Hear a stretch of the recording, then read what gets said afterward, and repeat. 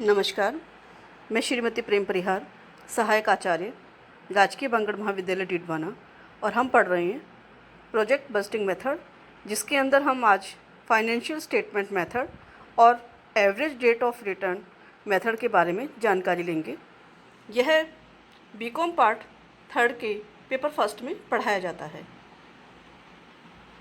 Average date of return को हम कई नामों से जानते हैं, जिसमें लेखांकन प्रत्याय दर विधि, असमायोजित प्रत्याय दर विधि आदि इसके अन्य नाम हैं। इस विधि में किसी परियोजना में किए गए विनियोग पर प्रत्याय की दर ज्ञात की जाती है। इसमें समय समायोजन नहीं किया जाता है। इस विधि के अनुसार जब विभिन्न परियोजनाओं का मूल्यांकन करके उनमें से किसी एक को चुनना होता है, तब सभी परियोजनाओं की प्रत्याय दर ज्ञात कर ली जाती है तथा सबसे ऊंची प्रत्याय दर वाली परियोजना को स्वीकार कर लिया जाता है।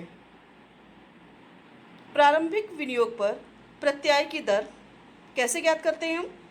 इसके लिए सूत्र होता है accounting rate of return equal to estimated average net annual income after depreciation and tax. जब हमने पिछले वीडियो के अंदर देखा था, पेबैक पीरियड के अंदर जाना हमने कि कैसे हम average net annual income after depreciation और टैक्स की गणना करते हैं। सेम वैसे ही हमें यहाँ पे भी सूत्र यही लगाना है। बटे क्या करेंगे? Initial investment. इनिशियल इन्वेस्टमेंट क्या है, ये भी हमने आपको पिछली वीडियो में बताया। आपको अपने ग्रुप के अंदर सभी वीडियो मिल जाएंगे, तो आप वहाँ से इसको देख सकते हैं। इनटू 100। सूत्र को फिर से देख लेते हैं हम। Estimated average net annual income after depreciation and tax बटा इनिशियल इन्वेस्टमेंट गुणा 100। इसके माध्यम से हम अकाउंटिंग रेट ऑफ रिटर्न या एवरेज रेट ऑफ रिटर्न ज्ञात कर लेते हैं। इसी के साथ में हमें यह भी देखना होता है कि परियोजना के जीवन काल की ऐसी सभी आयों के योग में जीवन काल का भाग दे करके औसत वार्षिक शुद्ध आय ज्ञात कर लेते हैं। यदि किसी परियोजना से प्राप्त संभावित आय सभी वर्षों के लिए समान है, तब वार्षिक आय ही औसत आय हो जाती है।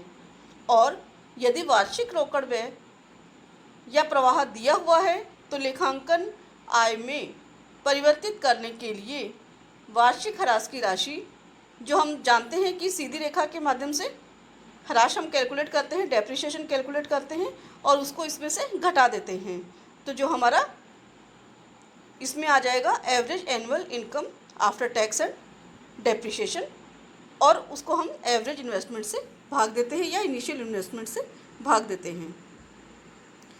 परंतु कई बार ऐसा होता है कि हर वर्ष के अंदर अलग अलग अगर लाभ हमारे हों, तो हम कैसे करेंगे? क्वेश्चन जब हम करेंगे तो उसमें बहुत आसानी से समझ में आ जाएगा हमें। इसके लिए हमें 3 प्रकार के सूत्र होते हैं, जिनको हम जान लेते हैं।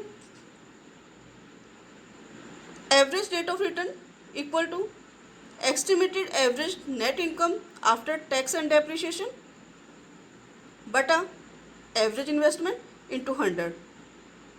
दूसरा है हमारा एनुअल इनकम, जो है हमारी एवरेज इनकम की, उसमें से एवरेज एनुअल डेप्रिसिएशन कम कर देंगे और एवरेज इन्वेस्टमेंट से भाग दे देंगे और गुणा 100 कर देंगे, तो हमारा ARR आ जाएगी। अब एवरेज डेप्रिसिएशन कैसे निकालते हैं हम? Initial investment minus scrap value, जो हमें दी होती है क्वेश्चन में, और नहीं दी होती है तो हम इसे छोड़ देते हैं, बटा लाइफ ऑफ प्रोजेक्ट। उससे हमारा एवरेज डेप्रिसिएशन आ जाएगा। एवरेज इन्वेस्टमेंट के लिए क्या करेंगे हम? इनिशियल इन्वेस्टमेंट हमारा जो दिया गया है, उसमें हम स्क्रैप वैल्यू को ऐड कर देंगे और 2 से भाग दे देंगे, तो हमारा एवरेज इन्वेस्टमेंट आ जाएगा। इसी का तीसरा सूत्र है, जो इनको मिलाकर के बना हुआ है, average annual income minus bracket start हो जाएगा हमारा initial investment minus scrap value बटे लाइफ ऑफ प्रोजेक्ट जो हमारा एवरेज डेप्रिसिएशन हम निकालते हैं, पूरा का पूरा सूत्र हमने यहाँ रख दिया है, बटा 1/2 initial investment plus scrap value, जो हम एवरेज इन्वेस्टमेंट निकालते हैं उसका सीधा सा सूत्र यहाँ दिया गया है। और इसके माध्यम से हम औसत विनियोग पर प्रत्याय दर यानी ARR की गणना कर लेते हैं। इस विधि के गुण और दोषों के बारे में भी जान लेते हैं। यह एक अत्यंत ही सरल विधि है। यह विधि समझने, प्रयोग करने की दृष्टि से बहुत सरल विधि है। इसमें गणना प्रक्रिया भी आसान है। इसे लेखांकन समंकों से ही ज्ञात किया जा सकता है, यानी लेखांकन समंक हमारे अकाउंट्स के जो समंक हैं उसके माध्यम से ही हम ज्ञात कर पाएंगे। परियोजना के रोकड़ प्रवाहों के लिए किसी भी प्रकार के हम समायोजन करने की आवश्यकता यहाँ नहीं समझते हैं। दूसरा इसका गुण है परियोजना के संपूर्ण जीवन काल पर विचार। इस विधि में परियोजना के संपूर्ण जीवन काल में प्राप्त होने वाली आय पर ध्यान दिया जाता है, किसी अवधि विशेष पर नहीं, बल्कि पूरे जीवन काल में जितना हमें लाभ मिलने वाला है उस सब पर हम ध्यान दे करके फिर इसकी कैलकुलेशन करते हैं। लाभदायकता की जांच। इसमें परियोजना की लाभदायकता की जांच आसानी से की जा सकती है। विभिन्न परियोजनाओं की तुलना करके अधिक लाभदायक परियोजनाओं को चुना जा सकता है। ह्रास के बाद सुधार पर विचार। इस विधि में शुद्ध आय की गणना करने के लिए हम डेप्रिसिएशन की राशि घटा देते हैं, जो कि देखा जाए तो सैद्धांतिक दृष्टि से भी उचित है, क्योंकि हम डेप्रिसिएशन के लिए अलग से प्रोविजंस वगैरह करते हैं। और तो शुद्ध आय की अगर हम गणना कर रहे हैं तो उसमें से हमें डेप्रिसिएशन को घटा देना चाहिए। ये हमारे लेखांकन नियम जो हमें कहते हैं उसके अनुसार हमें घटा देना चाहिए। और उसके बाद में अगर हम औसत आय की गणना करते हैं तो यह एक अच्छा विचार है, और इससे ये हमें इस विधि के माध्यम से औसत प्रत्याय ज्ञात करना आसान हो जाता है। दीर्घकालीन परियोजनाओं के विश्लेषण में उपयोगी। यह विधि दीर्घकालीन परियोजनाओं के विश्लेषण में उपयोगी रहती है, क्योंकि इस विधि में परियोजनाओं की संपूर्ण जीवन अवधि पर ध्यान दिया जाता है, न कि समय विशेष पर। धन का सर्वोत्तम विनियोग। इस विधि को अपनाकर हम धन का सर्वोत्तम विनियोग कर सकते हैं, क्योंकि जिस परियोजना पर हमें अधिक प्रत्याय की दर मिलती है हम उसी परियोजना पर अपना धन लगाते हैं, अन्यों पर नहीं। उचित निर्णय। इस विधि में औसत प्रत्याय दर से पूंजी की लागत की तुलना। उचित निर्णय। इस विधि के माध्यम से औसत प्रत्याय दर से पूंजी की लागत की तुलना करके विनियोग प्रस्तावों के संबंध में निर्णय आसानी से ले सकते हैं। इस विधि के दोष। मुद्रा के समय मूल्य पर विचार नहीं। यह विधि मुद्रा के समय मूल्य पर विचार नहीं करती। विभिन्न परियोजनाओं के तुलनात्मक अध्ययन के लिए यह आवश्यक है कि इन परियोजनाओं में भविष्य में विभिन्न समयों पर प्राप्त आय का वर्तमान मूल्य निकाला जाना चाहिए, और उस वर्तमान मूल्य के आधार पर ही औसत प्रत्याय दर की गणना करनी चाहिए। लेकिन यह विधि समय मूल्य पर ध्यान नहीं देती है, समय कारक की उपेक्षा करती है। व्यावसायिक लाभों पर पड़ने वाले सूक्ष्म प्रभावों की जांच इस विधि के माध्यम से संभव नहीं है, क्योंकि इस विधि के द्वारा अनेक गुणात्मक तथ्य भी ऐसे होते हैं जो परियोजना के लाभ को प्रभावित करते हैं, उन पर हम ध्यान नहीं देते हैं। विनियोग की उचित दर का निर्धारण संभव नहीं।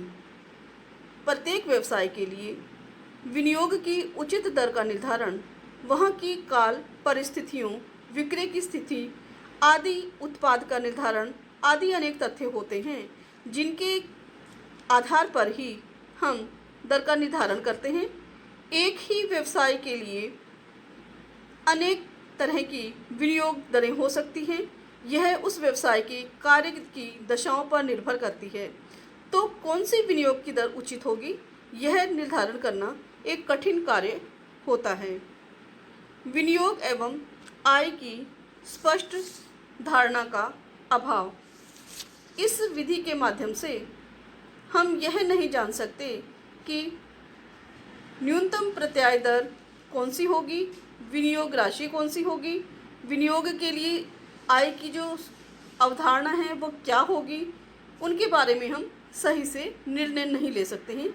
लेकिन यह तो सही है कि इन सब कमियों के बावजूद भी औसत प्रत्याय दर विधि दीर्घकालीन परियोजनाओं के लिए बहुत ही लाभदायक है और निर्णय करने में दोष होने के बावजूद भी यह विधि बहुत ही महत्वपूर्ण है।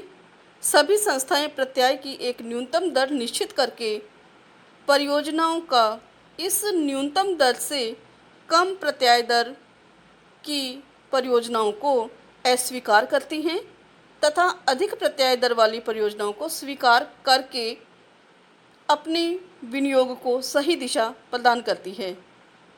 यह विधि बहुत ही लाभदायक है क्योंकि वांछित न्यूनतम प्रत्याय दर से कम औसत वाली परियोजनाओं को अस्वीकार करने का निर्णय और अधिक दर वाली परियोजनाओं को प्राथमिकता के आधार पर चयन करने का निर्णय किसी भी संस्था के लिए दीर्घकालीन योजनाओं को चालू करने के लिए या वांछित लाभ प्राप्त करने के लिए बहुत ही लाभदायक अवसर प्रदान करती है।